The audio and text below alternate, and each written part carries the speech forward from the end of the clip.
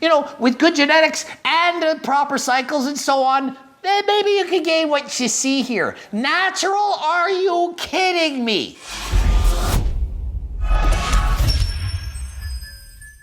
Coach Greg, and wouldn't you like to know if somebody's natty or not just by looking at them? Well, Gravity Transformation, they made a video, it's called 5 Signs That Someone Is on Steroids. Science-based. Science-based. I can't wait to see if this is science-based. And in the thumbnail, it's pretty cute. There's 2 guys, and one looks jacked, and the other one looks jacked, but with a lot of weird things going on. So it's interesting. 1.7 million people have viewed this. I'm gonna watch a video and say, does this make sense? Is that what you can look for? Does this guy make sense? Because I seem to be well known for doing natty or not. So will I be able to learn from this guy? Does his information make sense? Gotta make sure he's not spewing any lies or giving out false information. Let's see what happens. Is there a way to accurately tell if someone is on steroids? And while most people will instantly assume that steroids are involved as soon as they see some big muscles, a low body fat percentage, and some veins, unless someone looks like the Hulk, muscle size alone is actually not a very good indicator of steroid use, since you can build a whole lot of muscle and get really lean naturally. Exactly. Having a lot of muscle and being lean doesn't mean you're on steroids, okay? You can't just look at someone and say, yeah, they have a lot of muscle, they can't be natural. Or you can't just look at someone and say, they have more muscle than me, and they're leaner than me, so they must not be natural, okay? That depends on genetics. I want to give you guys 5 signs that could suggest that steroids are actually involved. And it may come as a surprise that the amount of people using steroids is much higher than what most people might think. It's probably less than what I think. Well, no, it's probably exactly what I think. So he says, 4% of 12th grade high school students had used steroids. Does that seem shocking to you? 1 in 25? Imagine if you sampled your local gym, you think it's only 4%? 1 in every 25 people at the gym have used it? So much higher than that. And let's be honest, if you ask someone, do you think they're gonna tell you the truth? So like Dr. House used to say, everybody lies. Everybody lies. So just because a survey's done doesn't mean the survey is accurate. And another study, it's shown that over 1 million Americans has used steroids. So 1 million, over 1 million. I bet it's way more than 1 million, probably a couple, 2, 3, 4 million. And that's steroids. What about the SARMs and fat burners? And if you add up every single thing it could be, probably 10 million, way more common than you think. And a study from 1989 indicated that for competitive bodybuilders, 54% of men and 10% of women use steroids on a regular basis. Oh, and he drags out a study from 1989, says 10% of bodybuilders, of female bodybuilders use it, 54% of men. 1989, that's before many of you were born. Why don't you get a study of right now? Coach Greg says it's way higher than that. Yeah, a lot more people are using PEDs. It's not just steroids, there's SARMs. More people use SARMs than steroids. So you say, oh, I'm natural, I don't use steroids. Well, what about them SARMs? What about the MK, the GW, the CLEN, the T3, and so on? Lots of stuff people are on. By far, one of the best indicators of steroid use, other than a blood test, of course, is checking someone's fat-free mass index, or FFMI. The formula is rather long, but luckily there are online calculators that'll do the math for you, and I'll include a link below in the description for one of those. And he's saying it's such a complicated mathematical thing, and it's exactly the same thing as BMI, except you don't count your fat. It's a height to weight ratio. It's just a ratio of how tall you are and how much muscle you have. And it's complete bullshit. It doesn't work. It's stupid.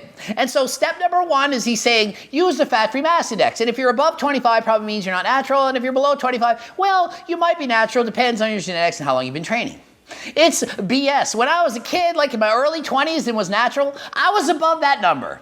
And I was natural. What about John Meadows? Way above that when he was natural. Johnny Shreve, when he was natural, way above that. So I've named 3 people just off the top of my head that already proves this wrong. Well, Coach Greg's study said it. It's a study from people from like 1950, and how big were they? The Mr. Universe people. Oh, that's before steroids were around, so yeah, that's right. Think of the training changes that have happened, the nutrition, the training gyms, everything since then. And that was just a few people. Think of how big the world is. So you can have a fat-free mass index above 25, and it doesn't indicate if you're natural or not natural. And just think, if you're below 25, does that mean you're natural? Oh, my fat-free max, I'm 6 foot tall and 160, so I must be natural. It doesn't mean you're natural at all. It might just mean that you just started taking it a week ago, or that you're on a low dose, or that you're on fat burners and not muscle builders. However, there are some important things to keep in mind. One is that we now know a lot more about the right way to train and eat due to advancements in science.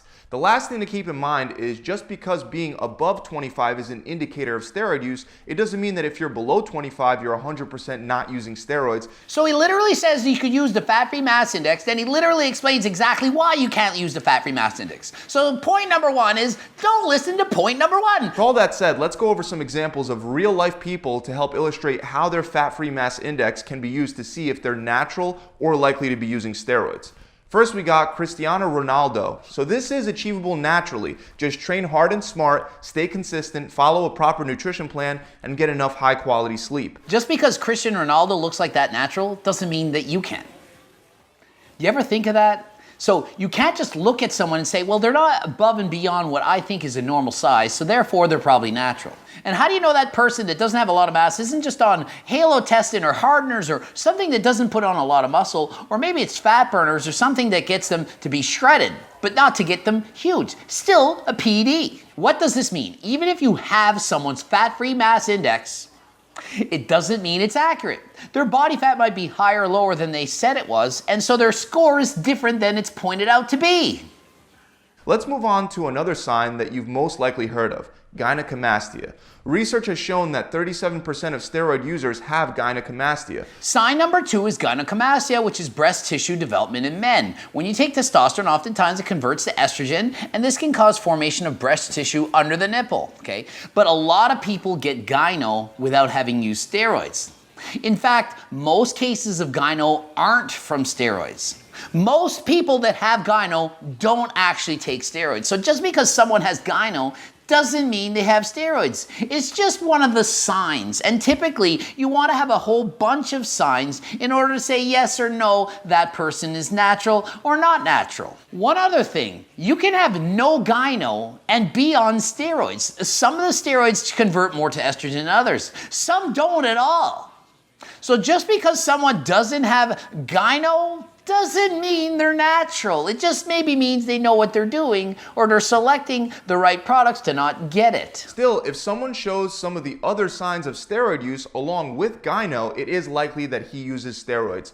So another sign is excessively fast muscle gains. People who gain muscle that quickly, almost like it's too good to be true. Well, it is. It's too good to be natural. So if somebody's growing at an alarming rate that doesn't make sense, a before and after transformation that took place in 30 days or 3 months or what have you, and it's shocking how much muscle they put on, it probably wasn't done naturally. The human body can't just grow at an exponential rate. It doesn't make sense. This was not a good analysis of a study. He just quoted a study where they had 600 milligrams of testosterone given to a group of people who did no exercise at all, and he says they gained 7 pounds of muscle. The group was given 600 milligrams of test a week for 10 weeks, which is a pretty good cycle. It's more than even a beginner should take, and they gained 7 pounds. To me, this is more views for more views. 1.7 million people are going to watch this, and they're going to say, all you need to do is take steroids, you gain 7 pounds in 10 weeks without training. All muscle. You don't have to work out. Probably just take HRT, don't have to do anything, just lay in bed, and you grow 7 pounds of muscle over time. It's going to happen because, well, this gravity transformation video said so. In fact, it's estimated that people can gain about 20 to 25 pounds of lean muscle during their very first year of training, as long as they're training and eating properly. And he shows up the McDonald model, and he says, hey, look at this, and more spews for more views yet again, and guess what? In the first year of training, you know how much you should all expect to gain? Well, I'm going to read this. If I have good genetics, probably going to expect to gain, well, in the first year, 25 pounds, second year, 12. So probably 37 pounds of muscle I should gain in the first 2 years with good genetics, or bad genetics. Let's say the low number, 20 the first year and then 10 the next year. So probably 30 pounds of muscle in 2 years with bad genetics. I actually made my own chart to show people what they can realistically expect. So 1.7 million people watch this, and of that, 1.6999 million people are going to be disappointed when they go to the gym because they're not going to gain this much muscle. So you watch a video, you're like, 20 to 25 pounds of muscle, natural. If he had said with steroids, I would have said, yeah, okay, that's fair. With steroids, That is probably the range of what you could expect. You know, with good genetics and proper cycles and so on, then maybe you could gain what you see here. Natural? Are you kidding me? And the third thing to keep in mind is, since steroids increase muscle growth in a dose-dependent way, if someone takes only small amounts, they may not make very fast gains at all, especially if they don't eat and train properly. This could make you assume that someone is not on steroids when they really are. And that's another good point. He does make good points sandwiched with stuff he doesn't really get fully or doesn't explain properly or hasn't critically thought. You can take very low doses and make slow and steady gains and pass it off as training natural.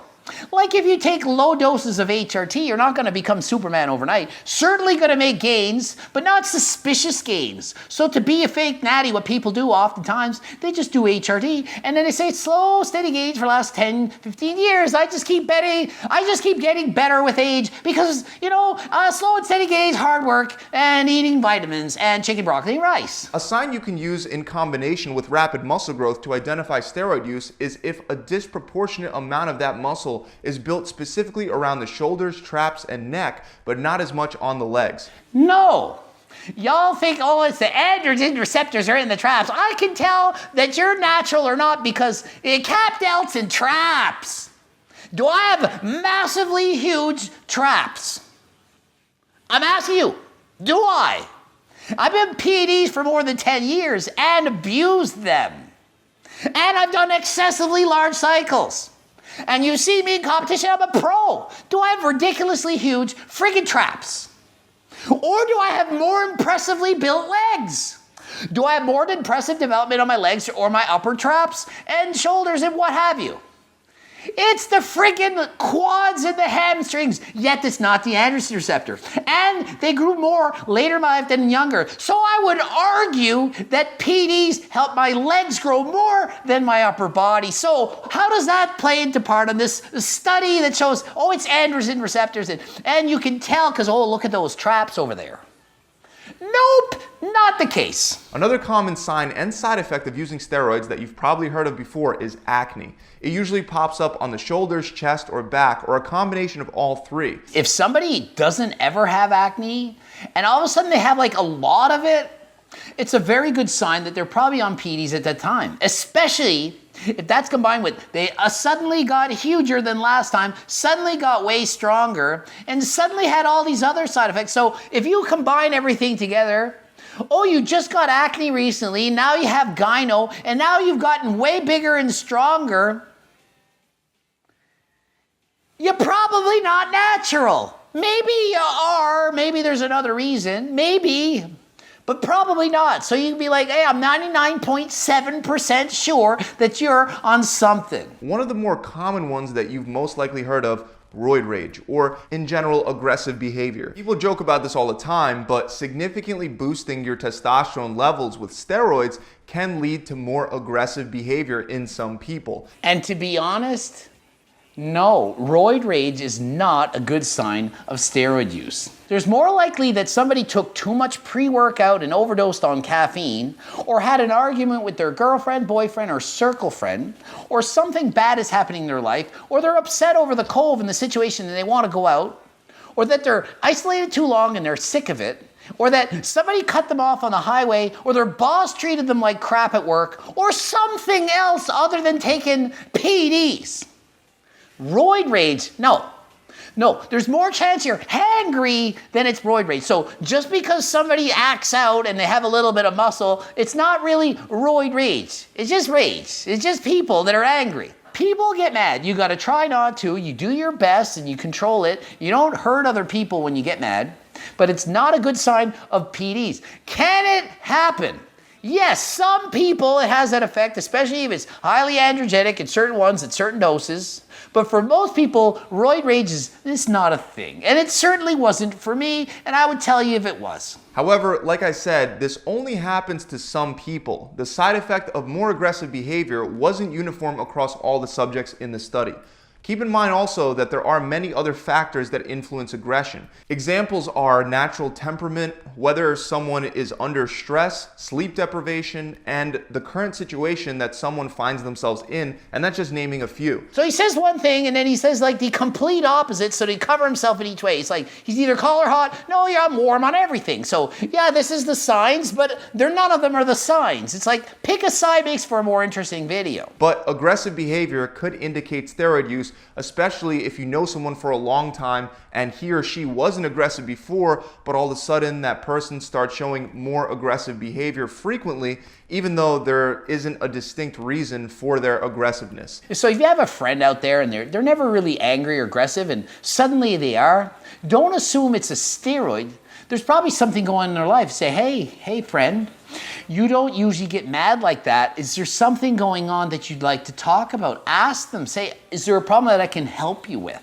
Don't just, Natty or not. That's about it, guys. Those are the 5 major signs you can look out for to tell if someone is on steroids. I would add another sign. If you're having sexy time with your partner and the things down there, they shrunk to about half their size and they were a certain size before and now they're smaller, a lot smaller, significantly smaller, half the size.